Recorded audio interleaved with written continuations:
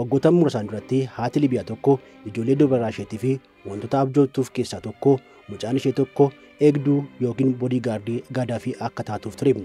Kun haadholii Liibiyaa baay'ee fi wantoota abjuu fi fedhii guddaa jireenyaa isaaniiti.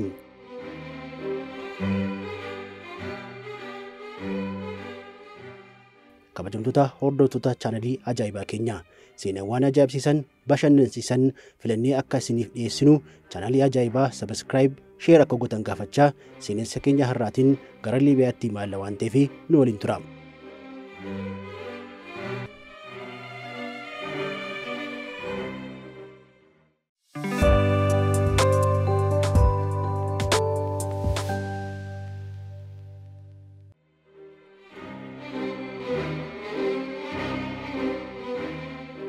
Bakka Gaadaafiin deeman hundatti tokkummaan kan deeman dubartoonni Amaazii jedhamanii waamaman maatiin ijoollee isaaniitii fi kan hawwan qofa osoo hin taane dubartoonni dargaggootni hundi waan abdatanii fi lubbuun kan eeganidha.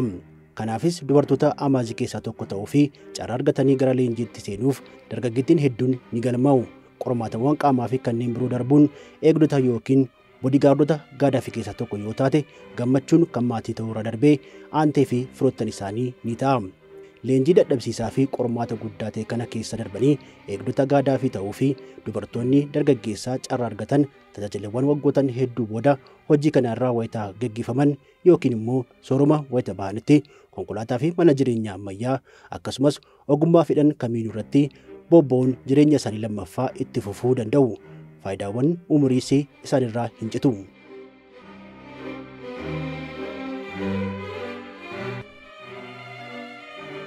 Haa ta'u malee miidiyaaleen biyya alaas Koloneel Mohaammed Gaadaafiin dubartoota dargaggeettii babbareedoo yookiin Amaaziyaanotaan eegamuun isaanii dhimma miidhaa koorniyaa waliin wal qabsiisanii yeroo adda addaatti gabaasaa turaniiru.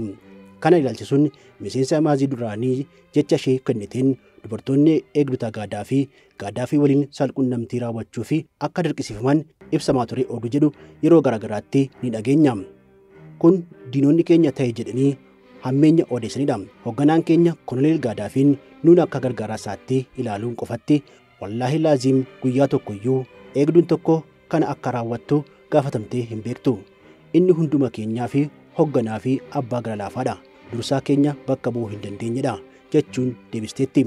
Eegdonni Gaadaafii kunneen ogummaa fi hojii isaaniitti fi amantoota ta'uuf qofa osoo hin taane hamaan wayii yoo uumame si dura ana haa taasisu jechuun lubbuu isaanii wareeguu fi duubatti kan hin jennidha.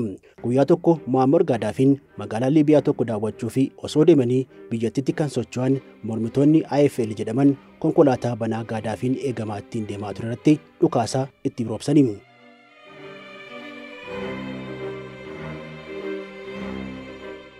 Liibiyaa keessatti bilisummaan yaaddoo tokko malee sosocho'uu kan amaleeffatan Gaadaafii irratti balaa fi haliilaan akkasii wayita raawwatamu kan nahanii fi jeeqaman eegdonni Amaazii kunneen walakkaan isaanii finciltoota itti qophaa'anii haliilaa raawwatan kunneen irratti dhukaasa wayita roobsan kaan immoo Gaadaafii haliilaa kanarraa hambisuuf lubbuu isaaniif osoo hin sassatin rasaasa dhukaafamu ofumaa qaama isaaniitiin dhorkuu jalqabani.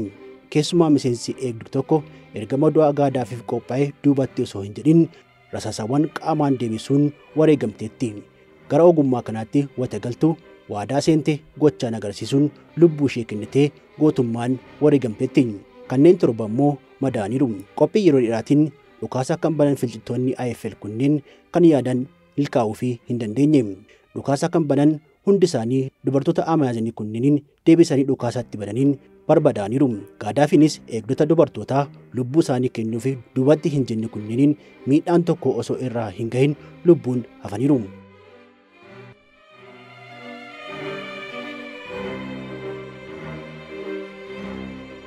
Haalli Gaadaafii fi eegdota Amaaziyaanii hagas walitti hidhamiinsa jaalala guddaa kan qabudha.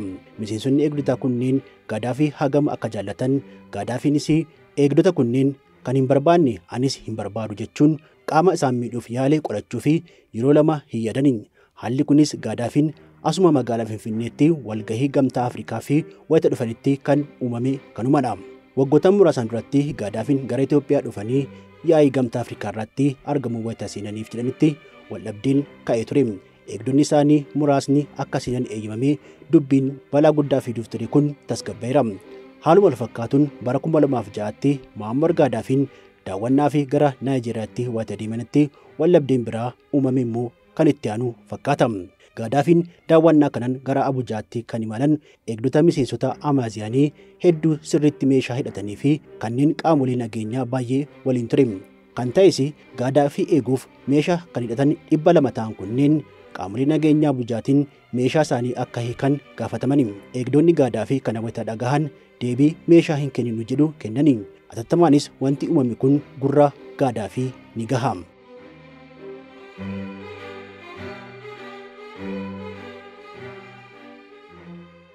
Gaadaafiin ajaja eegdonni isaanii meeshaa akka hiikan gaafatamuu isaanii erga dhagahanii booda aariidhaan lola guddaa kaasanii konkolaataa isaaniif qophaa'ee dhiisanii gara yaa'ichaatti miillaan deemuuf wayita qophaa'anitti isaan simachuuf kan dhufan pirezidaantiin Naayijeriyaa Olusegun Obasanjoon gidduu seenanii dhimmicha kanaaf furmaata waan kennaniif Gaadaafiin eegdota isaanii waliin meeshaa osoo hin hiikin deemuu danda'aniiru. Eegdonni dubartootaa Gaadaafii kunneen Gaadaafiin walga'ii fi wayita deemuu qofa osoo hin taane bashannanuuf wayita deemanittis isaan irraa adda hin baani. Waa'ee bashannanuu wayita kaafnu Gaadaafiin gara Itoophiyaa wayita dhufanitti magaalaa Finfinnee irraa bahanii bashannanuu jaallatu ture. Kanaafuu dhimma Finfinnee keessaa qaban erga xumuraniin booda haala ifaa fi beekamtii hin qabaanneen Finfinnee keessaa bahanii riizoortii namoonni ittiin baay'anne tokko qabatanii guyyaa tokkoo fi bashannanaa oolu. Bakkawwan bashannanaa isaanii keessaa tokko immoo Kurriiftuun Bishooftuu tokkodha.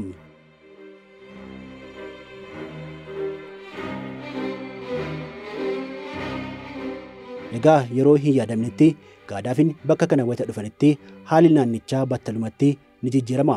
Keessummeessitoonni guyyaa kaan irraa haala adda ta'een saffisaanii fi qophaa'ummaa olaanaan nama guddaa kana kabajaan keessummeessuu fi asiif achi ni fiigu.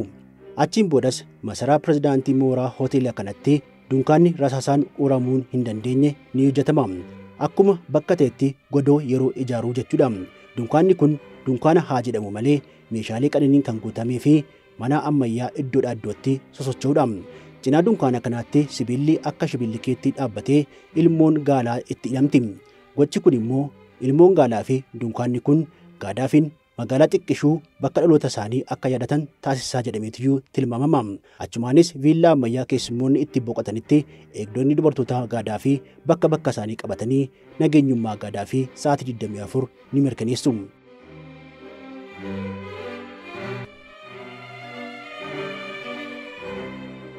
Amma kun hundi hin jiru.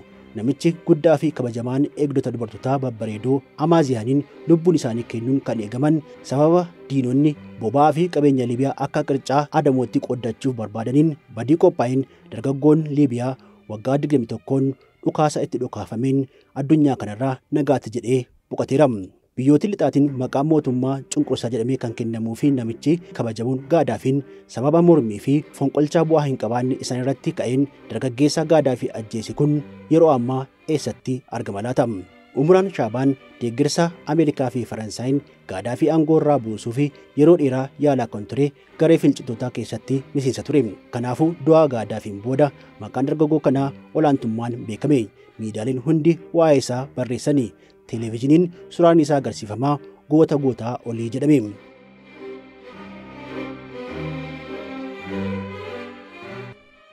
Haa ta'u malee beekamtiin gootummaa kun itti fufuu hin dandeenye. Dargaggoon Gaadaafii ajjeesuu isaatiin goota jedhame kun guyyaa tokko namoota hin beekamneen qabamee fudhatame. Deeggartoota Gaadaafiitiin dargaggoon qabame kun duuti eessa jira hanga jedhutti haala sukkanneessaan isa miidhuu jalqabani. Jaallattoonni Gaadaafii haaloo bahaa jiran kunneen dargaggoo Gaadaafii ajjeese kana battalumatti ajjeesuu hin barbaanne. Gaadaafii holqa keessaa baasee ajjeeseera jechuu qofa osoo hin taane dhalachuu isaatti hanga gaabbuutti miidhaa dararamaa sukkanneessaan booda ajjeesanii reeffa isaa daandii irratti gataniiru. Uummanni addunyaa marti haala ajjechaa Gaadaafii fi ajjeesaan isaanii dararamee du'uu isaa kan beekee ji'oota muraasaan duratti televezyiiniin Mooskoo tokko miseensa Amaazii tokko argatee ragaan sobaa addunyaan ittiin walii galee ifoomsame. Kolugaltummaan kan jiraattuu fi miseensa garee Amaaziyaa duraanii kan taate Aayishaa Alfitawiirraa oduun miliqee dhaga'ames ijoo dubbii ta'eera. Aayishaa Alfitawiin gaazexeessaa televezyiinii Mooskoo waliin gaaffii fi deebii taasifteen Gaadaafiin ajjeefameera kan jedhu gonkumaa soba ta'uu isaa dubbatteetti. Eegduun Gaadaafii duraanii uffata komaandoo fi qaama cimaa mijataan beekamtu kun waggoota muraasaan booda qamisii guddaa uffattee fuula ishee dhoksitee nama argee fi guyyaa tokkoyyuu rasaasa dhukaastee kan hin dogoggorre haalaan kan hin leenjitee fi miseensa Amaaziyaanis hin fakkaattu.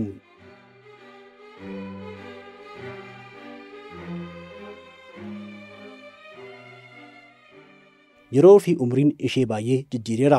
Kanaanis gaazexeessaan Mooskoo kun Gaadaafiin dhuguma du'aniiru jedhee gaafatee fi wayita deebiftu gonkumaa sobadha.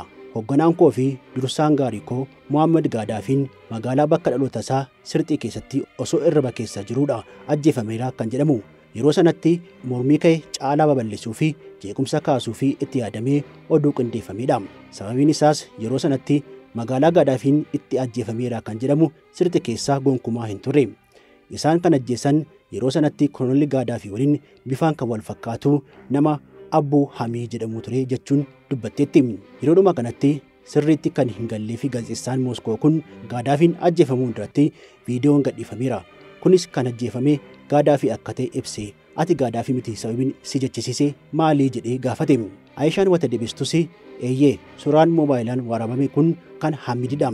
Yeroo sanatti hoogganaan koo magaalaa Baanii Waliid gahee achinis gara bakka biraatti deebi'eera jechuun deebifte. Yeroo kanatti abbaan garaa lafeessaa uummata Liibiyaa umurii walii wal qabatee dulloomni itti cimu malee haala nageenyaa gaarii irratti akka argamuu fi bakka maqaan isaa hin ibsamnetti argamaa jetteetti.